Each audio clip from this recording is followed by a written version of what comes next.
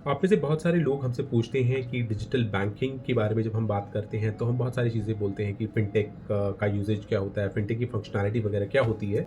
But इस सब logic को बैकअप करने के लिए क्या है वो अंडरलाइन इंफ्रास्ट्रक्चर स्टैक या फिर टेक्नोलॉजी आर्किटेक्चर जो इन सारी की सारी फैसिलिटीज़ को इनेबल करता है।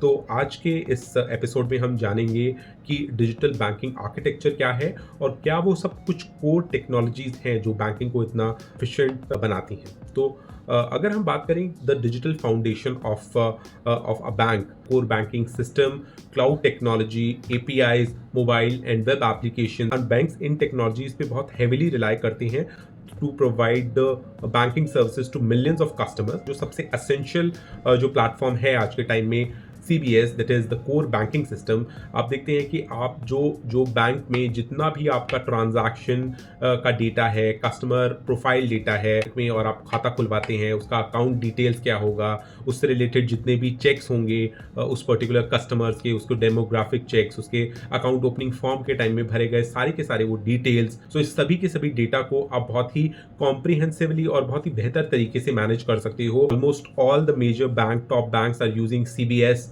और आपने सुना ही होगा companies like Infosys, companies like TCS of the world are providing banking service. Large scale enterprise wide implementations होते हैं, तो इसको मैनेज मेंटेन करना थोड़ा सा टाइम कंज्यूमिंग और बहुत ही हेवी एप्लीकेशंस होते हैं, तो इसको माइग्रेट करना भी इतना ईजी नहीं होता।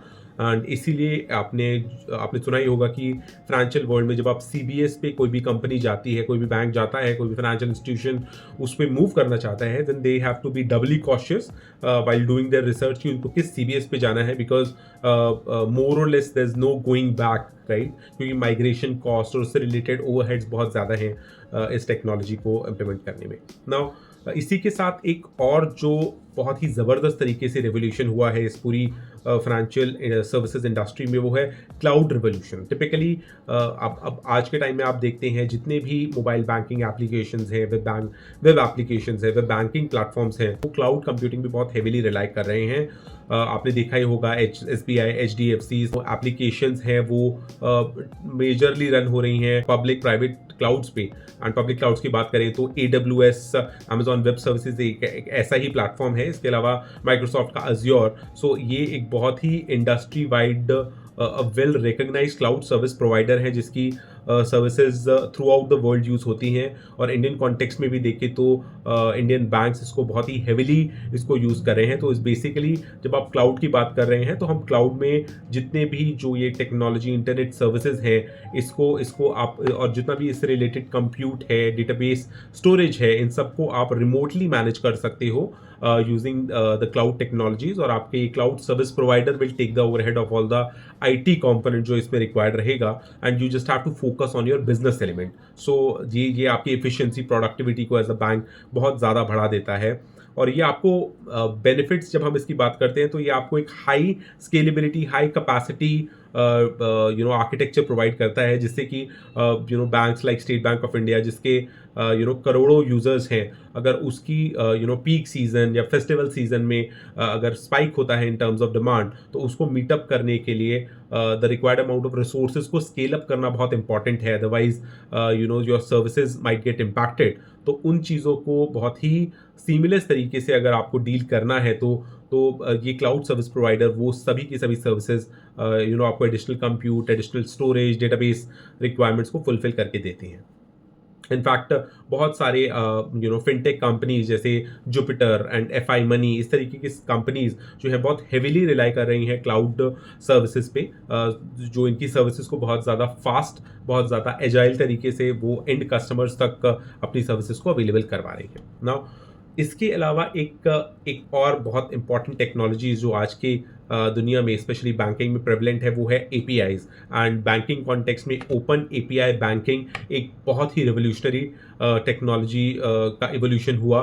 और इससे बेसिकली आप क्या कर सकते हैं, अगर मैं आपको इस चीज़ को एक एनालॉजी की फॉर्म में अगर समझाना चाहूँ तो एपीआईज एक एक होटल में या फिर एक रेस्टोरेंट के वेटर की तरह है। अगर आपके शेफ्स किचन में एक रेसिपी बना रहे हैं, एक ऑर्डर के रिक्वायरमेंट को फुलफिल कर रहे हैं, कस्टमर आया है और उस कस्टमर की कुछ रिक्वायरमेंट्स हैं, उस कस्टमर को एक स्पेसिफिक तरीके की डिश खानी है या एक स्पेसिफिक तरीके का उसको टेस्ट चाहिए उस डिश में, तो वो अपना मैसेज डायरेक्टली तो उस शेफ को बता पाएगा।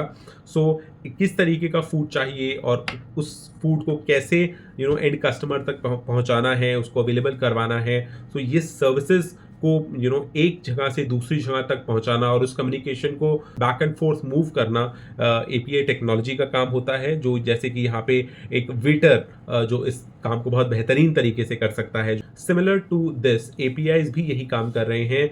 वो आज के टाइम में आप देखते हैं कि आप एक यूपीआई एप्लीकेशन से किसी दूसरे बैंक में जहां आपका अकाउंट खुला हुआ है, आपका खाता खुला हुआ है, किसी तीसरे मर्चेंट अकाउंट में वो एक मनी को ट्रांसफर कर सकते हैं, फंड को ट्रांसफर कर सकते हैं। तो ये क्योंकि एपीआई ये सारी की सारी सर्विसेज को इनेबल कर रहा है, तो आपको एक केवाईसी डेटाबेस में अपडेट करना हो या थर्ड पार्टी पेमेंट गेटवे को अगर आपको इंटीग्रेट करना हो या कोर बैंकिंग में किसी भी सर्विसेज को अवेलेबल करवाना हो, तो इन सब को आप बहुत ही शानदार तरीके से, बहुत ही कन्वीनियंट मैनर में फुलफिल कर सकते हैं एपीआईज के थ्रू। इस तरीके से आप अपने इंटरफेसेस को यूजर फ्रेंडली और कस्टमर कन्वीनियंस को ऊपर रखते हुए आप latest technologies like React Native, Flutter जैसी टेक्नोलॉजीज हैं जो आपको एक ही कोड के थ्रू आप डेवलपमेंट एक्टिविटीज कर सकते हो, both your Android as well as iOS operating system. अब हम बात अगर करें कि इसके लिए कौन कौन से टेक्नोलॉजी इनेबलर्स हैं, तो बिग डेटा के आज के टाइम में, क्योंकि आप because there are millions and billions of transactions that are being performed every day। हर कोई यूपीआई ट्रांजैक्शन कर रहा है, कोई अकाउंट स्टेटमेंट निकाल रहा है, कोई fund transfer different mode medium से कर रहा है, कोई अपना अकाउंट इन्फॉर्मेशन अपडेट कर रहा है। तो इस तरीके की एक्टिविटीज बैंक्स को ऑन अ डेली बेसिस उनको बिलियंस ऑफ ट्रांजैक्शंस इस तरीके की आती हैं एंड इससे एक बहुत वास्ट अमाउंट ऑफ डेटा उनके पास कलेक्ट हो जाता है। नाउ इस डेटा को अगर रेलिवेंट तरीके से यूज करना है, सो बिग डेटा इस तरीके की एक टेक्नोलॉजी आई कि लार्ज इंटरप्राइजेस को उस डेटा का कुछ मीनिंगफुल इंसाइट्स जनरेट करके और उसको वो कैसे उस चीज़ का एडवांटेज ले सकते हैं बिग डेटा टेक्नोलॉजी के थ्रू ये बहुत ही एफिशिएंटली किया जा सकता है।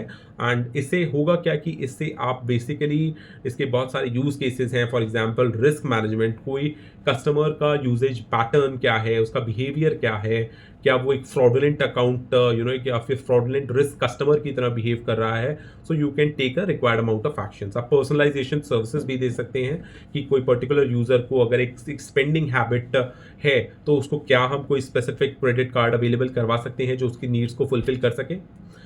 Similarly artificial intelligence, machine learning, आप आज के दिन में डे इन डे आउट आप ये सुनते हैं इंटरनेट वर्ल्ड पे, जहाँ पे आप न्यूज़पेपर में देखते हैं, everywhere artificial intelligence is the buzzword.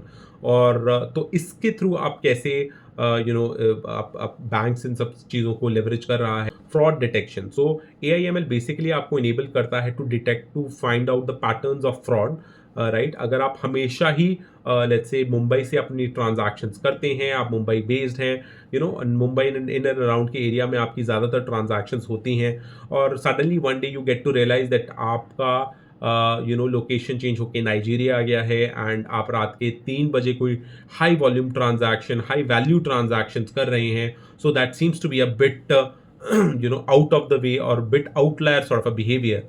तो इस तरीके की चीज़ों को using the AIML engine banks उस ट्रांजैक्शन को ब्लॉक कर सकता है। It can put that transaction on hold for your further sort of adaptive authentication. So ये भी real time anti fraud sort of solutions हैं। चैटबॉट्स आपने देखा होगा कि किस तरीके से आजकल आपके चैटबॉट्स, वॉइस बॉट्स एक बहुत ही सीमलेस और कस्टमर क्वेरीज को रिजॉल्व करने में काम आते हैं। तो ये भी एक टेक्नोलॉजी है जो बैंक्स बहुत ही हेविली यूज़ कर रहे हैं, स्पेशली कॉन्टैक्ट सेंटर ऑपरेशंस में। क्रेडिट स्कोरिंग आपने देखा होगा कि just by providing certain details, credit bureaus होते हैं वो आपको आपकी काफ़ी हद तक बहुत सारे आपके लोन डिटेल्स, आप क्रेडिट में अपना नंबर डालते हैं and then you get to know that आपके इतने सारे लोन्स अब चल रहे हैं, या आप इतने आपने पे कर दिए हैं, या ये आपने रिसेंटली कोई ईएमआई लिया, या आपने आपने प्रीवियसली अपना कोई लोन अकाउंट क्लोज किया। तो इस सारी तरीके की डिटेल्स आप क्रेडिट स्कोरिंग के थ्रू इसको फेच कर सकते हैं। फ्रेमवर्क्स जहां आरबीआई एज अ रेगुलेटर ने भी लगातार इस चीज़ पे एम्फेसाइज किया है that bank has to follow की guidelines with respect to ISO 2701, जिसमें एक बेसिकली इंफॉर्मेशन सिक्योरिटी मैनेजमेंट है। और यहाँ पे आपको all the required guidelines the bank has to fulfil the information security management के जितने भी प्रैक्टिसेस और स्टैंडर्ड हैं, राइट। जब आप पेमेंट्स की बात करते हो तो PCI DSS, which is the payment card industry data security standard, ये आपको फुलफिल करना रहता है when it comes to credit card services. Data residency को लेके भी बहुत बहुत इंपॉर्टेंट नॉर्म्स आरबीआई ने रखे हैं, जिसमें आपके डेटा को हमेशा इंडियन बाउंड्रीज के अंदर ऑपरेट करना है।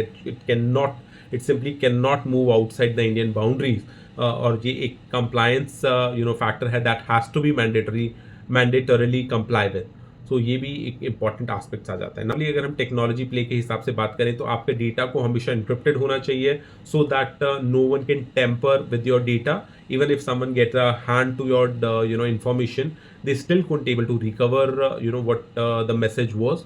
Multi-factor authentication आपने देखा ही होगा, normal passwords can always be hijacked using different phishing attacks and all. तो आपको एक मल्टी लेवल ऑथेंटिकेशन लगाना होता है, जहाँ पे आप पासवर्ड के साथ साथ कुछ OTP और बायोमेट्रिक्स बेस्ड एडिशनल ऑथेंटिकेशन उसमें लगा सको। So that is also a technology piece that is heavily being used by different banks. Firewalls and intrusion detection systems जो डेटा को एक सिक्योर स्पेस अवेलेबल करवाता है, so that no outside party can make some unauthorised attempt on your information data. ऐसे tools and technologies हैं जिस पे banks heavily rely कर रहा है। इन प्लेटफॉर्म्स का यूज़ करके बैंक एक अपने कस्टमर्स को technology first and technology savvy services जो एक कस्टमर एक्सपीरियंस को एनहांस करने के साथ साथ एक सिक्योर, एक फुल प्रूफ बैंकिंग इकोसिस्टम अपने एंड कस्टमर्स को अवेलेबल करवा रहे हैं। आपको इनमें से कौन सी टेक्नोलॉजी सबसे इंटरेस्टिंग लगी, या आपको क्या लगता है कि इसके अलावा कौन सी ऐसी टेक्नोलॉजी हो सकती हैं जो बैंक बहुत ही हेविली यूज कर रहे हैं? For watching this video, will see you in the next episode.